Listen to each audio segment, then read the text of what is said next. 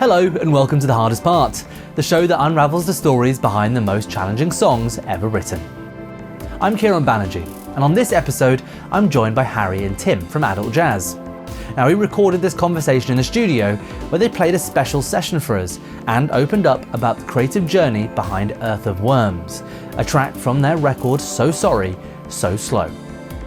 This song had a long and complex evolution. For years, existed in a completely different form, structured, intricate, and precisely arranged. But as they worked on the album, the band made a bold decision. They stripped it back, pulled it apart, and pushed it back toward something raw, loose, and spontaneous. It was a risk, stepping away from technical precision and leaning into the imperfections of playing live in a room together. But that process of unlearning did become essential to the track's identity. Now, lyrically, Earth of Worms digs into something even deeper. It's a song shaped by fear and frustration, about power, imbalance, and inevitability. The themes of loss and decay and anxiety run through it, but so does the energy of defiance.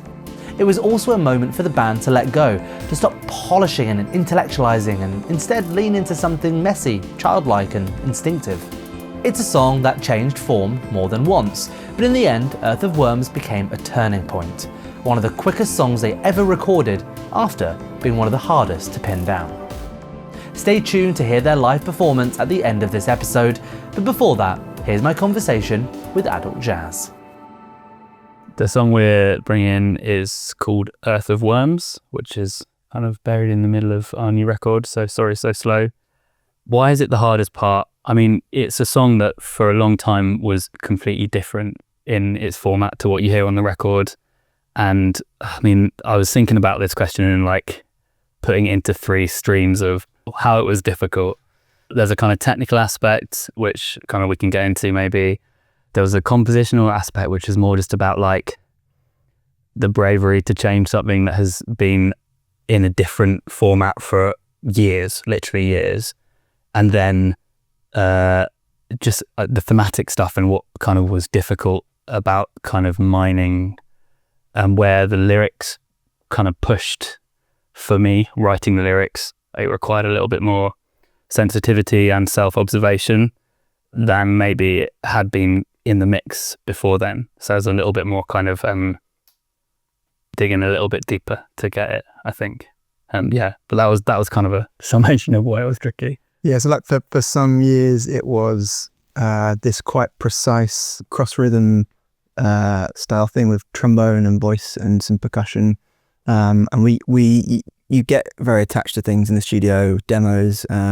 We basically kind of got to know the song like that, and it was only in the last sort of few months before we wrapped the record that we decided to sort of have another run at it basically and totally rearrange and make it very different in spirit from going from being quite a sort of precise, complex thing. We sort of stripped it down to something much more and kind of screen very dictated by like arranging on a computer, very on the grid. And it was like about trying to do the opposite of that and pushing back into this like scrappy playing in a room kind of bedroom thing, which I think we have always loved and have always like written songs in that way. But then a lot of the time, once we've done that, we've kind of excised that energy. There's this sense in which we need to kind of pin it down or do something that is expansive with it. And so it was a little bit of felt risky to like take it back to this like scrappy, quite loose, guided by, there's no real like grid on it. It's all about looking at each other when we're playing and trying to like find moments on the fly, which is quite scary to do. Yeah. And but it also like inviting that element of risk is like, it keeps things feeling more, alive than the previous arrangement, I guess. So it's quite scary though, because like if you're playing loosely, scrappy, out of time, there's this like worry about what people are going to think. They're like just shit. Oh, can I swear? Of course you can swear. Okay. I encourage it. Okay. If people are going to think these guys are kind of shit, and that is like, so you're constantly like, there's this line between precision and kind of moments of togetherness, and also just like getting kind of janky and strange when you want to. I think in terms of the arrangement, as a whole, very like difficult to sort of navigate our way to the end point. But once we rearranged it and like settled on the new palette, it was actually one of the easier songs we've made, one of the quickest to get recorded. There's just overall message for the podcast. Well, as a whole, I guess it was inviting an element of ease after kind of having to make that choice of like a lot of years of work and going, we put a lot of time and effort into this thing, and actually none of this is I mean, the lyrics and the melody made it across, but none of the other arrangement did. And that was partly to do with like where your lyrical content was, like emotionally, and also thinking within the context of the wider record, like what the record needed. There are more moments of like reflection and precision elsewhere on the record, and we wanted a little bit more of that, slightly more impulsive. Yeah, Nice. Well, let's drill down on the technical, compositional, and the thematic elements of the songs. But I think probably the best way of tackling them is by first kind of understanding sort of how an adult jazz song comes to sort of fruition, really. So yeah, talk me through your songwriting process as a band. For the most recent record, for example, I think, and that's the stuff that's freshest in our memory, because like our previous records were a long time ago, so we've come back after quite a gap away.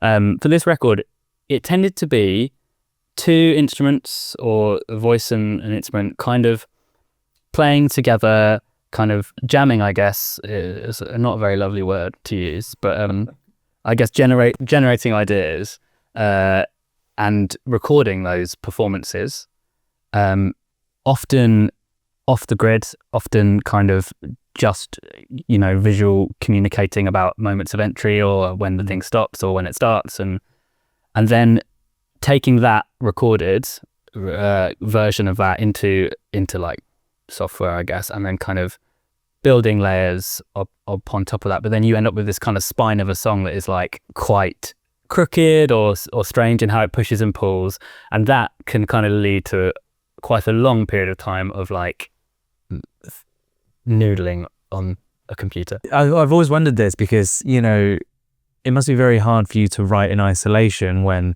so much of, everyone will see it in the performance in a moment. It's so reliant on your understanding of each other at the time, and basically how you're feeling, right? Like following each other's lead. Yeah. And I think that is something like, for most of those songs, there is this kind of like recording, which is, there's always like lots of bleed between the two things or whatever, that kind of just has to be there because that is the song, and then everything else is built kind of on top of that, into kind of sensitive to that. And I guess trying to preserve that feeling of response or kind of initiation of sounds or whatever.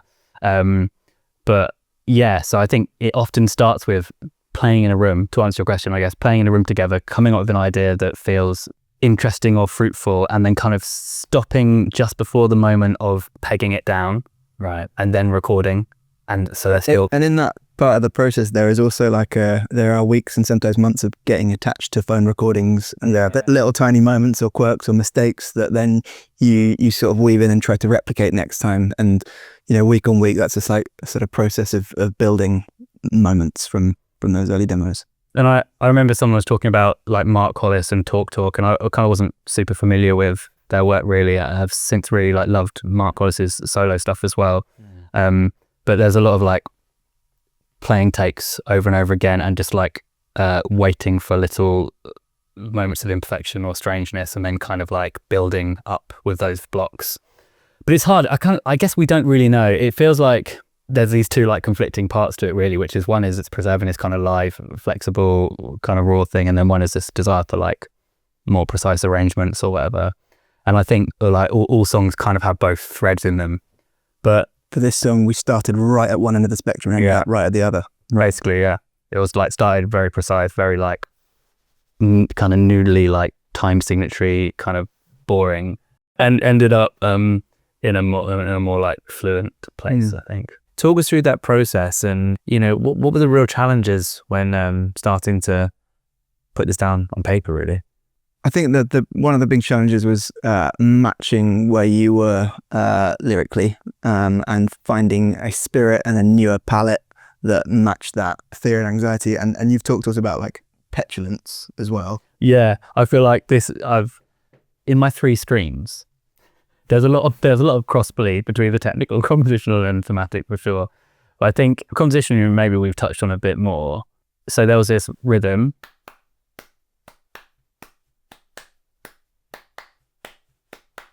which is like quite a classic like minimalist kind of phase shifty rhythm thing. It sounded really lovely, layering up guitar, trombone, voice and percussion. And so we all just, every thread in the song took that rhythm and it was kind of layered up in interesting ways. Towards the end, it produced this like really like quite wild electronic beat with it. And so I think that was like the first impulse towards like this kind of more wild and like chaotic nature in it. Previously then it had been quite like restrained and clipped in its like manner, I guess. And so the pleasure in that song initially, which we, you know, became incredibly attached to, was all these like tiny moments of like things aligning or falling out of time and all of that kind of stuff.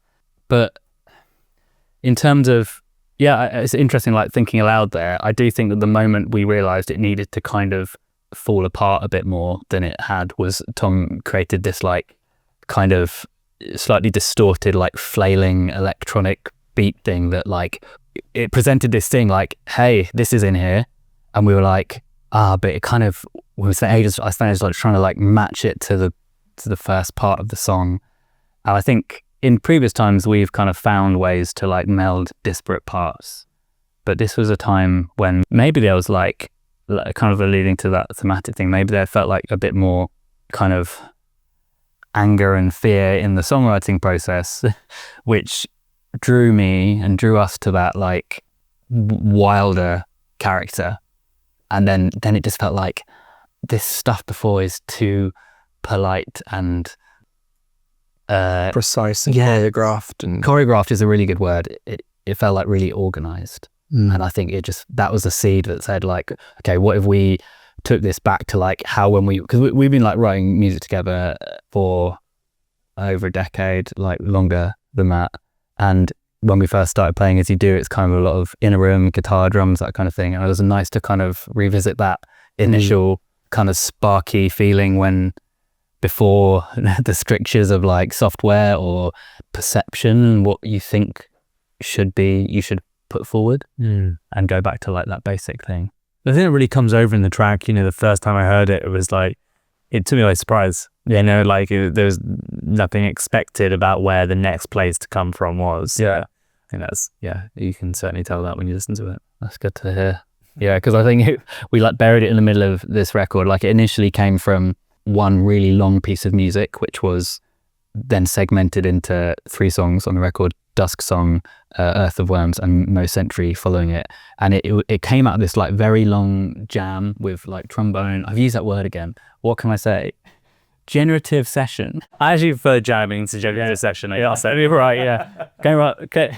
We were playing around with some like really long trombone drones, which kind of came into Dusk Song, and then the idea of that melody in this song came from Dusk Song, and then kind of handed over with like these trombone and guitar moments into No Century.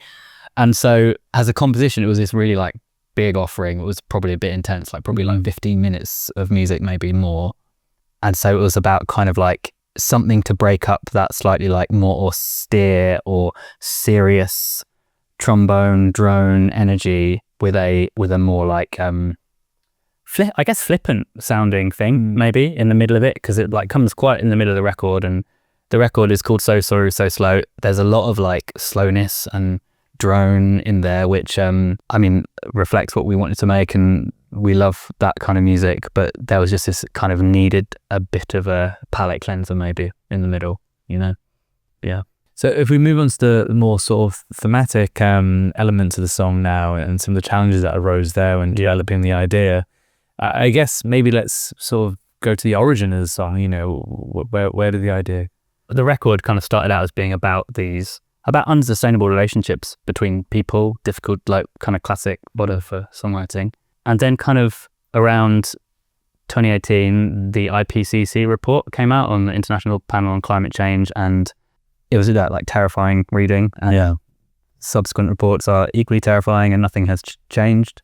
And I started writing these songs just about people, about relationships, and nearly everything seemed to have some kind of like connotation or conflation with our relationship with the earth and how we are positioned as a species, and imbalance and extraction, and all of these kinds of like knotty themes, and it felt like I was writing about two things at once, and they kept kind of, I thought I was writing about people and it was about the earth, or I thought I was writing about the earth and it was about people, and they kind of conflated a lot. And I think there was like two strands which reflect my way of thinking about it, one of which is this kind of like slightly zoomed out, kind of intellectualized way of approaching a topic or problem, and reading cool writing about it or whatever, like trendy writers and stuff that is like, really interesting and I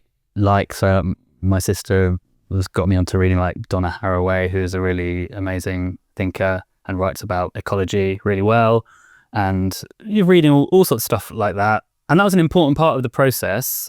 But I felt like it was obscuring kind of something in my experience of it a little bit, because I do think about those things in those ways, but I also am terrified suddenly, quite often, by it, because it is going to be really bad. And I don't think it's hard to find a position of hope about it, but it's not impossible. It's not there's no hope, but I think it is disingenuous to think that there's lots of hope, because it is going to be quite bad. And it will be probably bad in ways which are easy to predict, and probably bad in ways which are hard to predict. Very hard to write about something that so clearly everyone is hopeful when people might have already come to the conclusion of how it ends. Totally. It's a pretty weird space to be in. Definitely. And you're kind of, you don't want this kind of nihilistic attitude about it. And there's something about, so like with all the brass sounds and like the trombone drones, I was thinking about like the image of like, the last post, that like noodle thing that's played in war. And I was thinking about there's something about that which is dealing with tragedy and trauma and violence, but it's so austere, it's so like English, and like it's very withheld and kind of poised. And so a lot of, I think brass has that energy to it. And I was struck by the image of the soldier playing the last post or whatever, and I learned this word from Tim, which is embouchure. Is that the right word? Yep. The kind of the brass, like the lips on the brass. Okay. And I did the idea of his or her embouchure kind of failing at the point of playing, in this kind of like, we've had a war, it's been very sad and tragic and everyone's sad about it, but actually we've written this very austere piece of music about it, which shows that we are kind of managing. And then the idea that his or her like embouchure would just give up, and there would be this kind of distortion of the sound. And that kind of image made me realize in this record I needed to reflect panic in a way that was not very poised, was quite like vulnerable and scary and like embarrassing. Like this song is a petulant strop about not wanting this to happen, not wanting the ecosphere to degrade, not wanting, like the title itself come from not wanting the only like living things that can withstand the planet's pH balance or temperature to be these like boring little worms or whatever. And I think I kind of had to lean back into, as a child, like loving animals. I'm a primary school teacher as well. The children I teach, there's a very natural and across the board real interest in creatures that they have, and I don't think they see themselves as particularly distinct from them, in a way that when you are socialized, you end up seeing yourself as quite a special species, like a one that is set aside, is really the kind of the main protagonist in this story of life. We're kind of the main ones. We see there's this kind of relegation, which I don't think children have. They really animate animals, and they fill them with like human feeling. Yeah. And I kind of had to lean back into just like loving that, and loving it sounds so basic to say, but just like loving them so much, knowing loads about them. And I was kind of writing, just thinking about like, I just don't want there to be this like slimming down and paring down of biodiversity. I can't have it. And it was like throwing your toys out of the pram kind of moment, rather than like, well, I've read up on actually what current writers are thinking about ecology, or like I've actually thought about this quite a lot, and I've got this very like bulletproof position or whatever. I think it was about leaning into just like having this kind of very honest tantrum about it, you know? It was fun to lean into that with the arrangement as well. Because away from something that was like choreographed, almost academic, into something that was like, it is really basic and childish like that. The drum beat. The first like motif on the drums is just like sort of like my first beat, but probably was the first thing I ever played on drums. And it's nice to sort of go back to first principles and be childish and off grid and let just be sort of pulled around by the song a little bit and not try to be grown up about it. Our audience are going to hear the session you did for us just a moment ago, and I want you to maybe like point out something that's going to change the way they experience how they listen to that track. Like a little detail or something. I think, so the opening lyric, the ear of something like God, now I'm blinking in the sober light, common, unfavored child. And I think I've understood this song after having written it more as about loss or change of faith, really. And I think there's been like, our previous music has been interpreted quite often as like a rejection of religion, like first record kind of about sexuality and gender and like oppressive positions held by the church on those things. But I think that to understand is this kind of sense of losing a sense of faith that is predicated on us being these like special creatures. And so the lyric, felt I had the ear of God, now I'm blinking in the sober light, and common and unfavored child, the sense of leveling with the species. And then there's this like image which maybe the listeners can help me with, because I have not been able to articulate really what it is. But it's like the idea of the narration having gone from the main character, like the film's moved on. Like the main character's walked off thinking the camera's going to follow into this room to do the thing, and the camera's just like panned to the left and gone, is focused on someone else. And I think there's this image of the ring light, like I guess like the all influencers will like talk into, and you see the little circles in their eye, and it kind of looks kind of amazing because they're so well lit, but like also kind of like some form of possession, like the peoples have changed or whatever. The idea of that light blowing and the narration, there's no narration now. It's just stuff as it is. There's no story, no narrative is happening, which I think a lot of religion like props up, is a sense of us as kind of the main species in this narrative of life. So listen for the ring light being blown and tell me, I don't know why that works, and I don't know why it has that resonance to me, but that's the image. When I think of a song, I think of that, basically that object, a defunct ring light. Yeah, it feels like I can't really articulate it, but it literally sums up what the record is about. It's just a broken one of them. And you see them on the street a lot. Yeah. Because people like chuck them out loads, because I think you buy them cheap, they break really easily. Yeah. Everyone wants one. So just look out. I bet you within the next month, if you're being attentive, this is to the listeners here, if you're being attentive, you will see a ring light on the street that doesn't work. And maybe there's someone in that.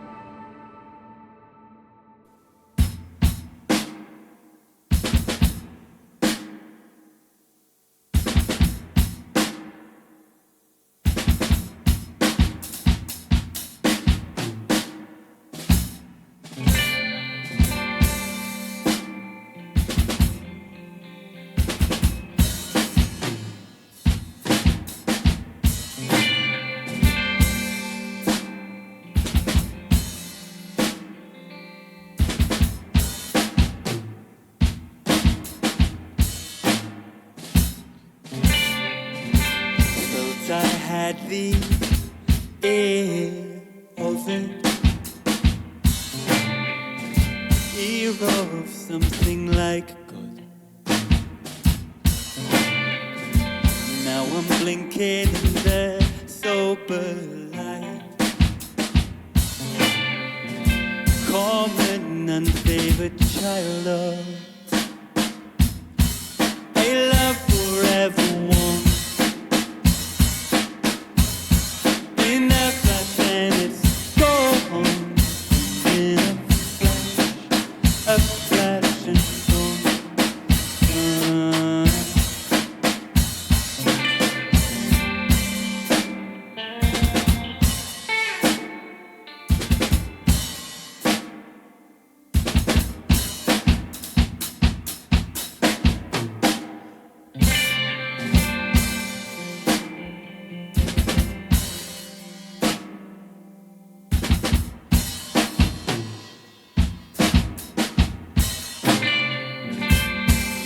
rapture, no story.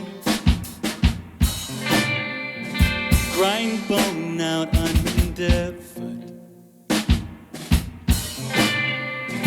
The dog's death is waiting for me. Quick dirt and covered up. Bitter pressure for us. Persistent and to war. Sucker unfurled for gripping on.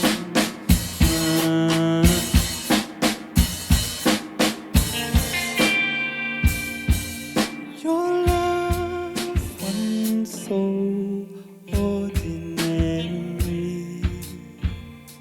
Is it a new claw, luxury? The ring light blown, generation gone from me.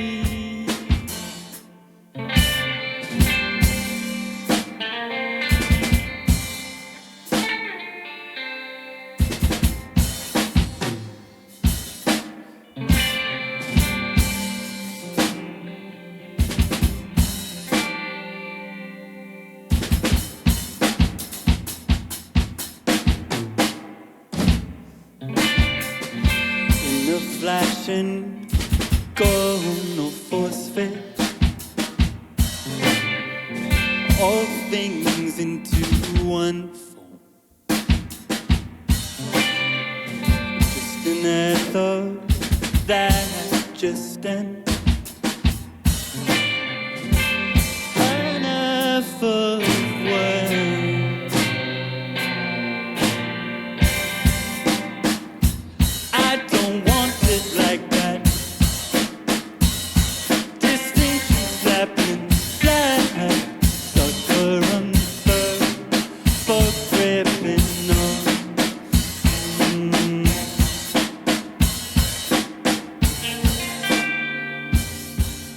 Your love once so ordinary.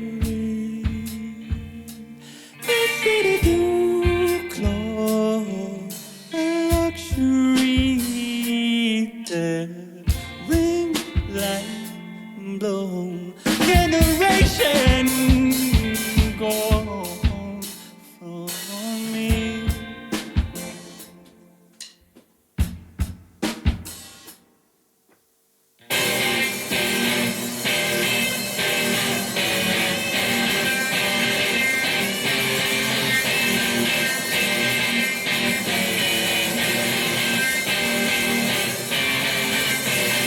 Waking a halo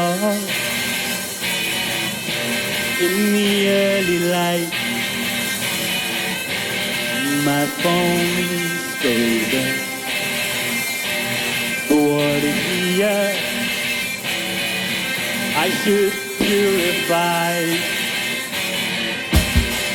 I bump some childlike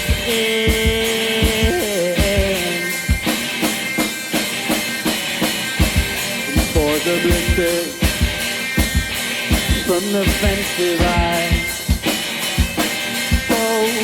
whoa, God rings and fill my boots. Take comfort one more time before the test. Before the test. Before the test. Before the test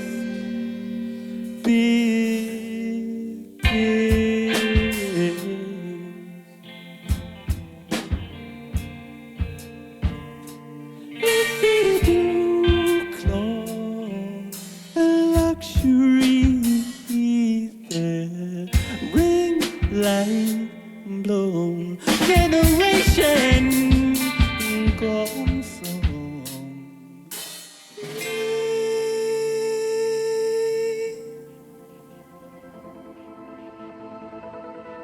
Thanks for tuning in to The Hardest Part. Make sure to leave us a review and subscribe wherever you get your podcasts. We're on all major podcast platforms, including YouTube. Until next time, I'm Kieron Banerji. We'll see you then.